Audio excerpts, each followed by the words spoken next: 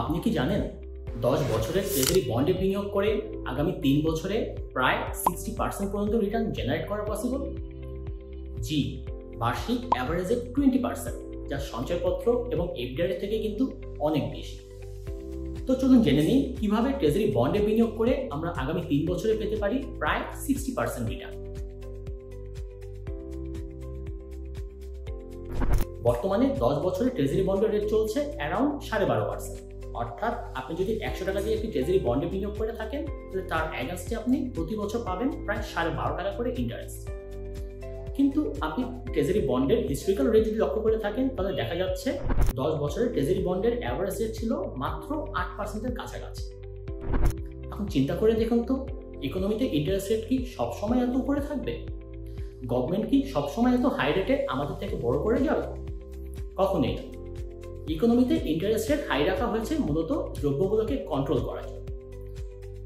বাংলাদেশ ব্যাংকের গভর্নরের মতে আগামী 6 মাস থেকে 1 বছরের মাঝে যখন ইনফ্লেশন কন্ট্রোলে চলে আসবে, তখন ইন্টারেস্ট রেট আবার কমানো হবে। তাই ধরেই নেওয়া যায় আগামী 3 বছরের মাঝে ইকোনমির ইন্টারেস্ট রেট তার অ্যাভারেজ রেটের কাছাকাছি চলে আসবে।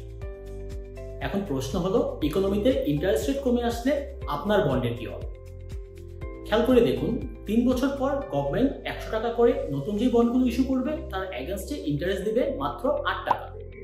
কিন্তু আপনার বন্ডগুলো কিন্তু তখনও আপনাকে 12.5 টাকা করে ইন্টারেস্ট দিয়ে যাবে। তো আপনি কি তখন আপনার বন্ডগুলো মাত্র 100 টাকা করে বিক্রি করবেন?